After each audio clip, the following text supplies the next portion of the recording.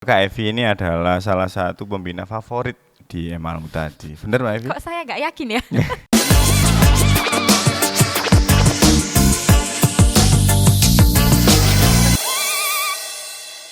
Assalamualaikum warahmatullahi wabarakatuh. Kali ini saya ditemani oleh salah satu kakak cewek. Kakak cewek. Oke, sebelum kita memulai podcast ini merupakan sebuah program dari kegiatan ekstra, yaitu Media Maladi yang ingin membuat podcast, dan kebetulan ini pertama kali dan kami yang ditumbalkan, bukan Iya, begitu? betul sekali. Tanpa skrip, tanpa apapun ini, Ya, tanpa narasi, dan ide apa? yang spontanitas. Spontanitas, oke. Di sebelah saya sekarang ada kakak Evi Nur Laila. Dari namanya ini feminis sekali, tapi kayaknya nggak cocok. Boleh. Oke, Kak Evi Nur Laila. Beliau merupakan salah satu pembina senior di MA Al-Muhtadi. Udah senior ya? Banget. Kak Evi ini salah satu pembina senior yang menurut rumornya ini sangat difavoritkan anak didiknya. Ah, masa? Itu Iya. cuma rumor kayaknya. Nanti kita bahas di sini. Oke, Kak Evi, oh udah cukup ini highlightnya? Oh belum. Cukup kayaknya. Cukup ya? Atau mau memperkenalkan langsung? Enggak ya? Udah Kak Evi, semuanya pasti Oke. udah kenal anak-anak. Kak Evi, Yap. saya ada beberapa pertanyaan yang ingin kita bahas di sini terkait latar belakang Kak Evi sebagai pembina di MA Al-Muhtadi. Oke. Ada nilainya nggak jawabannya? Nggak ada kan? Nilainya ada. Kalau nanti nilainya nggak cukup, kita remedi aja. Oke, siap. Oke. Oke Kak Evi. Seperti yang kita tahu, Kak Evi ini nggak hanya bertugas di MA Al-Muhtadi saja, di luar juga ada jobnya di sekolah lain. Untuk yang pertama mungkin bagaimana sih perbedaan sistem kepembinaan atau apa namanya? Ya itu dulu lah. Sistem kepembinaan yang sampean rasakan. Perbedaannya seperti apa di MA Al-Muhtadi sama yang lain, yang sekolah lain lah. Oke, jadi ini terkait dengan kepembinaan anak-anak tingkat SMP ya. Oh, yang Tingkat sekolah MTS. lain di SMP. Iya, kebetulan seperti itu. Oke. Kemudian di sini kan anak-anaknya sudah lebih dewasa, lebih ABG-nya sudah menuju remaja yang dewasa kan seperti itu. Jadi kalau menurut saya sih perbedaan dari kedua tingkatan ini ya, kalau anak tingkat SMP MTS itu cenderung minta selalu dituntun, atau ketika melaksanakan sesuatu itu harus karena ada pembinanya yang menyuruh atau gurunya yang menyuruh. Jadi untuk Oh, inisiatif itu masih belum terlalu muncul. Sehingga kalau anak SMP MTS itu mau berwarna merah, kuning, hijau, ungu, apapun itu tergantung dengan warna yang dibawa oleh si pembinanya sendiri, seperti itu. Nah, kalau untuk tingkat SMA atau MA ini sudah agak berbeda. Karena memang kalau Ki Hajar Dewantara itu ya, kan membagi siswa itu menjadi 3 tahap. Tiga Yang tahap. pertama wiraga. Wiraga ini kan untuk anak-anak siswa SD, MI. Kemudian wiraga wirama itu untuk anak SMP MTS. Iya. Nah, kemudian untuk yang tingkat SMA itu sudah masuk ke ranah wirama, seperti itu. Jadi kalau kita bicara terkait dengan wirama itu sudah dianggap bahwa anak tingkat MA SMA itu sudah bisa mengondisikan dirinya terkait dengan lingkungannya, dengan perilakunya, sosialisasinya dengan orang lain, dengan keluarga dan lain-lain. Jadi sudah bisa membagi bagaimana sih saya harus bergerak dengan masyarakat yang seperti ini. Gimana sih saya harus bergerak di sekolah yang seperti ini. Gimana sih saya harus bisa menata diri atau memposisikan diri ketika saya ini sebagai pemimpin atau saya ini sebagai anggota atau yang lainnya. Jadi sudah seperti itu, sehingga kalau kepembinaan di tingkat MA SMA itu sudah lebih cenderung pembina itu atau guru itu hanya memantik saja, sehingga pergerakan itu sebenarnya lebih murni dari si siswa itu Siswanya. sendiri. Oh, berarti yang paling signifikan mungkin di pola pikirnya. Iya, betul. Oh. Itu kalau tingkat SMA. Kalau tingkat SMP itu pola pikirnya kan baru Iya. mulai berjalan seperti itu. Oke, untuk yang sisi lain, di antusiasnya sendiri gimana, Kak Evi? Kalau untuk antusiasnya siswa itu, kalau SMP itu sebenarnya antusiasnya sangat tinggi ya. Karena kalau anak-anak tingkat SMP MTS itu kan rasa keingintahuannya sangat tinggi sekali dibandingkan dengan anak-anak yang tingkat SMA. Jadi karena kayak mereka itu kan baru masuk masa-masa ABG gitu kan. Pengen tahu. Iya, Wah, pengen ya. tahu ini, pengen tahu itu. Jadi energinya itu sangat luar biasa sekali. Iya. Bahkan kalau misal kita tahan, jangan lihat itu Pasti atau diteruskan. jangan ambil itu.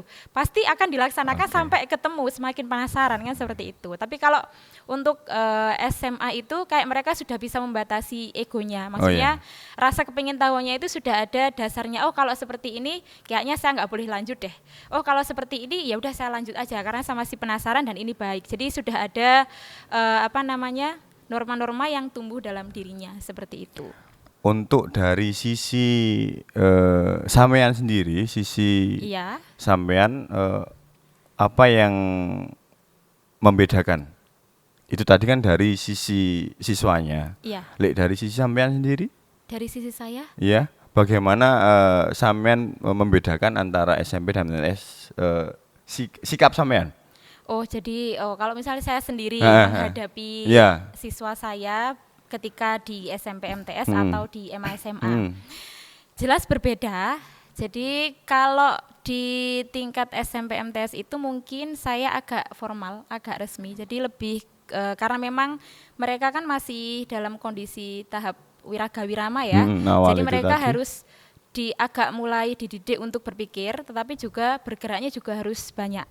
Sehingga kalau saya itu lebih formal dan lebih mengatur, itu kalau saya. Berarti lebih aktif. Iya, saya yang lebih aktif ketika berhadapan dengan anak MTS SMP. Ya, oke. Tapi kalau dengan anak MA SMA, saya lebih cenderung kayak menunjukkan. Jadi ketika mereka mengatasi sebuah kebingungan, saya tidak akan pernah ngasih jawaban. Ini jawabannya adalah ini. Sekalipun saya tahu itu jawabannya.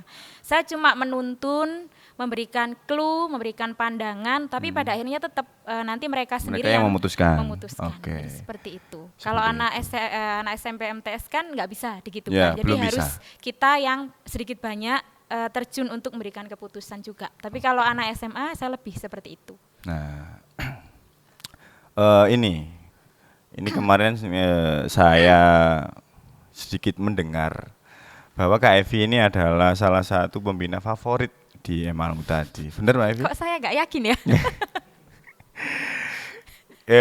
Mungkin dari Kak Evi sendiri, menurut Kak Evi terkait dengan apa yang saya dengar tadi itu benar apa enggak? Kalau benar karena apa? Ini kalau bener atau enggak nih saya nggak bisa jawab karena yang saya dengar itu malah banyak yang takut sama saya Oh loh gitu. sebenarnya. Iya. Soalnya saya itu pernah dengar dan pernah tahu Ya. Kak Evi ini sering dicurhati sama anak-anak, terus sering ngopi bareng sama anak-anak. Mungkin Oh. Kak Evi yang salah satu pembina yang dipercaya oleh anak-anak, mungkin seperti itu. Kalau memang ada yang ngopi bareng, ada Ya. yang jalan bareng, terus ngobrol bareng itu memang ya ada. Tetapi mungkin nggak semuanya sih, hanya yang mungkin ingin membuka diri dan mungkin dia ini tipe-tipe yang merasa nyaman berteman dengan saya. Oke. Jadi kalau di dalam sekolah ketika kegiatan formal misalnya, tentu saya memposisikan diri saya sebagai pembina sendiri ya atau sebagai guru. Tapi kalau di luar mungkin nggak sekeras ketika di dalam. Jadi ketika kita ngobrol di luar misalnya anak-anak ke rumah atau ketemu di mana atau mungkin ayo kita nongkrong misalnya ketika saya ada waktu luang. Ya ketika saya seperti itu kan akhirnya saya menarik diri dari saya ini pembina kan seperti itu. Jadi saya lebih menganggap mereka seperti teman sehingga mungkin hal itu ya mungkin yang menjadikan mereka itu jadinya nyaman cerita ABCD. Tetapi di sekolah tetap mereka juga tetap memandang saya sebagai oh ini pembina. Jadi seperti itu. Jadi, Berarti lebih ke bagaimana mengatur waktunya kapan menjadi pembina, kapan menjadi teman gitu ya. iya. Oke. Kalau saya lebih seperti itu sih. Dan itu bisa dicontoh oleh pembina lain ya. Jangan kereng di dalam sama di luar. Nanti enggak ini. Oke. Kan pembina punya caranya masing-masing Oh iya, ya. pasti. Tapi Mungkin cara Kak Evi ini yang membuat Kak Evi sering dipercaya sama anak-anak buat untuk menyelesaikan masalahnya, terus curhat mengenai permasalahan kegiatan di sekolah. Mungkin caranya karena Kak Evi bisa mengatur posisi, mengatur waktu, bagaimana nanti menjadi pembina, bagaimana nanti menjadi teman. Mungkin seperti itu Kak Evi ya? ya itu salah satunya sepertinya. Kalau hal yang lainnya yang saya rasakan sendiri sih, ini ketika teman-teman ini, adik-adik ini ya, mendekat dengan saya itu, kadang kan mereka butuh solusi. Nah, ketika saya memberikan solusi itu kan saya lebih kepada memberikan wawasan. Jadi kalau misalnya kamu ambil A, maka nanti konsekuensinya seperti ini, positifnya seperti ini. Kalau kamu ambil B, maka nanti minusnya seperti ini, positifnya seperti ini. Jadi mereka mungkin lebih senang mendapatkan arahan dengan berbagai wawasan itu untuk mereka menimbang sendiri. Jadi seperti itu. Kemudian di sisi lain juga ada juga beberapa itu yang memang butuh motivasi. Oh iya, pasti. Dan itu ya saya kira kalau motivasi semua pembina juga pasti ngasih. BTW saya juga pernah. Iya, curhat. Tapi biasanya lebih ke ini sih, lebih ke permasalahan di sekolah. Soalnya kalau di ranah luar sekolah itu biasanya juga sama seperti sampean. Masalahnya lebih kompleks.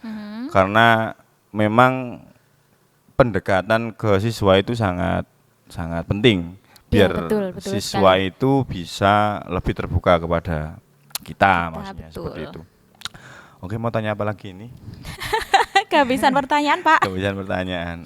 Oke, ini saya kemarin juga dapat masukan, bukan masukan sih, lebih bisa diarahkan ke keluhan. Oh, keluhan. Keluhan dari beberapa siswa yang memang mungkin siswa tersebut kurang suka dengan kegiatan ekstra. Mungkin kurang suka dengan kegiatan ekstra dan menganggap kegiatan ekstra di MA tadi ini pressure-nya sangat tinggi, bahkan lebih tinggi daripada kegiatan KBM. Contohnya ketika waktu pramuka atau kegiatan lain anak-anak lebih disiplin daripada kegiatan KBM. Entah itu karena memang sungkan atau takut hanya kepada pembina, tidak takut kepada gurunya, itu yang mungkin nanti kita bahas. Menurut Kak Evi seperti apa yang saya anggap sebagai pembina senior di sini? Padahal ada yang lebih senior dari saya loh ya. Itu besok jadwalnya podcastnya itu. Oke, terkait sudut pandang anak seperti itu sebenarnya setiap tahun itu kita menghadapi seperti itu, Kak. Jadi nggak cuma tahun ini, tapi setiap tahun itu kita juga mengalami tantangan seperti itu. Bagaimana kita itu bisa memahamkan mereka bahwa mereka sekarang itu sudah di fase yang sudah berbeda dengan ketika sebelumnya. Betul. Nah, memahamkan ini itu memang nggak gampang sebenarnya, sangat susah sekali. Kalau dari saya pribadi memang sangat susah sekali karena kita nggak bisa ngomong ya sekali, 2 kali, 3 kali. Itu mereka bisa paham dengan maksud kita tuh enggak. Dan itu butuh perjuangan betul memang untuk bukan menyadarkan sih, untuk memberikan pemahaman bahwa ketika berada di sini itu sekolah kita seperti ini, kemudian sistem pembinaannya sudah berbeda, sudah seperti ini. Itu kan tidak semua anak bisa menerima karena masih berada di fase wah enak dulu ya ketika masih adaptasi SMP dulu, ya, adaptasinya itu kan masih kurang. Apalagi saat ini sekolah kita ini lagi gencar-gencarnya untuk membangun. Jadi baik itu membangun karakter anak-anak, membangun sistem di sekolah itu kan lagi pas gencar-gencarnya. Sehingga yang kemarin-kemarin sebelum gencar seperti ini saja anak-anak itu sudah ngerasa berat gitu kan. Apalagi ditambah sekarang yang benar-benar lagi gencar-gencarnya seperti ketat ini. Banget jadi sekarang. Iya, jadi kayak double pressure. Iya, daripada dulu. Maka kalau ini sih menyikapinya lebih kepada kita sih sebagai pemangku sekolah itu mau ngasih pemahamannya seperti apa, seperti itu. Karena kita nggak bisa memaksakan anak suka atau nggak suka itu kan bukan hak kita untuk Iya. kamu nggak boleh nggak suka dengan ini tuh nggak mungkin, nggak bisa. Karena memang itu dari kesadaran pikiran mereka sendiri. Sehingga kalau itu sih lebih ke sana.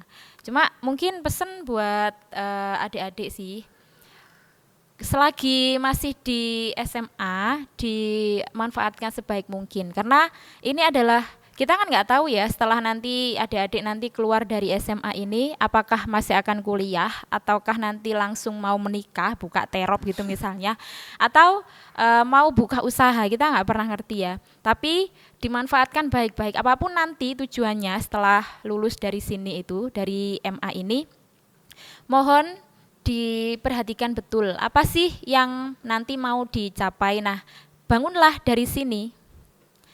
Jadi bangunlah dari sini, mulai dari perilakunya, mulai dari tata caranya. Karena kalau nanti masih kuliah itu masih bisa mengembangkan diri di kuliah gitu kan, Iya, Kak.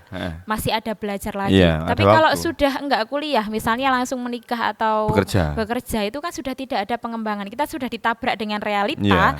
yang itu sangat beda jauh dengan keadaannya ketika sekarang kita masih anak-anak di SMA. Jadi seperti itu. Oke. Jadi lebih banyak menyadarilah atau sadar-sadar tentang sekitar itu seperti apa, karena hidup ini tuh kita nggak bisa di comfort zone terus, kita nggak pernah tahu ya, kita nanti bisa saja kita Di sekarang mana? di comfort zone, kemudian pada titik tertentu tiba-tiba Harus keluar. Tuhan itu ngasih jalan, kamu harus dilempar ke sana, misalnya seperti itu. Akhirnya kita harus bisa bertahan kan seperti itu. Kapan lagi kita belajar kalau tidak di masa-masa SMA ini yang pikiran kita juga masih bagus, kemudian cara pengembangan perilaku juga masih bisa diperbaiki, sangat betul.